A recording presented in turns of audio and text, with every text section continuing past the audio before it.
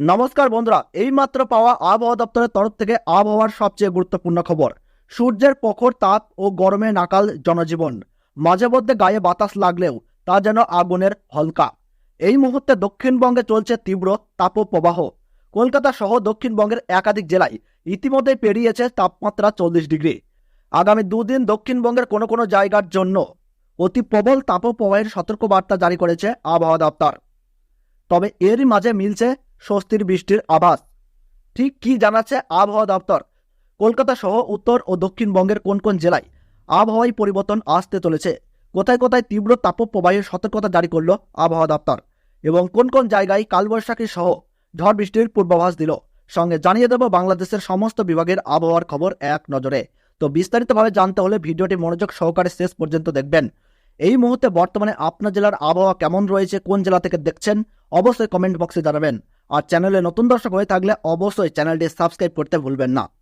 আবহাওয়া দপ্তর জানিয়েছে আর দিন কয়েকের মধ্যে ফিরতে পারে দক্ষিণবঙ্গের একাধিক জেলায় বৃষ্টিপাত। তবে তার আগে আজ ও আগামীকাল কেমন থাকবে গোটা রাজ্যের আবহাওয়া? আজ কলকাতা ও আশেপাশের এলাকায় আকাশ মূলত পরিষ্কার থাকবে।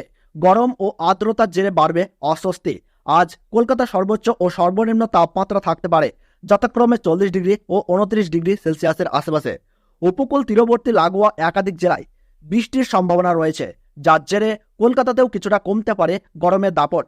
আবহাওয়া দপ্তর জানিয়েছে আগামীকাল বজ্র বিদ্যুৎ সহ বৃষ্টির সম্ভাবনা রয়েছে উত্তর 24 পরগনা, দক্ষিণ 24 পরগনা, পূর্ব মেদিনীপুর, পশ্চিম মেদিনীপুরের কোনো কোনো জায়গায়।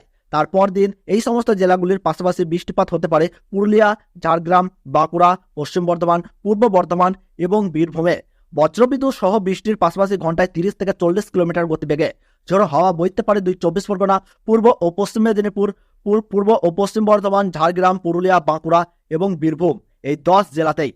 এবং উত্তরবঙ্গের আবহাওয়া রিপোর্ট অনুযায়ী উত্তরবঙ্গের দার্জিলিং, জলপাইগুড়ি, আলিপুরদুয়ার, কোচবিহার এই জেলাগুলিতে হালকা বৃষ্টির সঙ্গে ঝোড়ো হাওয়ার পূর্বাভাস রয়েছে। এবং উত্তর দিনাজপুর, দক্ষিণ দিনাজপুর, মালদহ এই জেলাগুলিতে আকাশ মূলত পরিষ্কার থাকবে এবং ভ্যাপসা গরমে নাবিশ্বাস হয়ে উঠবে সাধারণ মানুষের। বাংলাদেশের আবহাওয়া রিপোর্ট অনুযায়ী তীব্র দাবদাহে পড়ছে গোটা দেশ। সূর্যের প্রখর তাপ ও গরমে নাকাল জনজীবন। মাঝে মধ্যে গায়ে বাতাস লাগলেও তা যেন আগুনের হলকা। এরই মধ্যে চুয়াডাঙ্গায় হিট স্ট্রোকে জাকির হোসেন নামের এক কৃষকের মৃত্যু হয়েছে।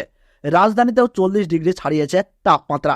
রাজশাহী আবহাওয়া পর্যবেক্ষকরা জ্যেষ্ঠ পর্যবেক্ষক লতিফা হেলেন বলেন, সামান্য বিরতি দিয়ে থার্মোমিটারে তাপমাত্রা পারদ দেবার 41.5 ডিগ্রি সেলসিয়াসে গিয়ে ঠেকেছে। রাজশাহীতে চলতি মৌসুমের এটিই সর্বোচ্চ তাপমাত্রা রেকর্ড করা হয়েছে। এর আগে 2023 সালের 17 এপ্রিল রাজশাহীর সর্বোচ্চ তাপমাত্রা রেকর্ড করা হয়েছিল 42.6 ডিগ্রি সেলসিয়াস। এটি ছিল দীর্ঘ 9 বছরের মধ্যে সর্বোচ্চ।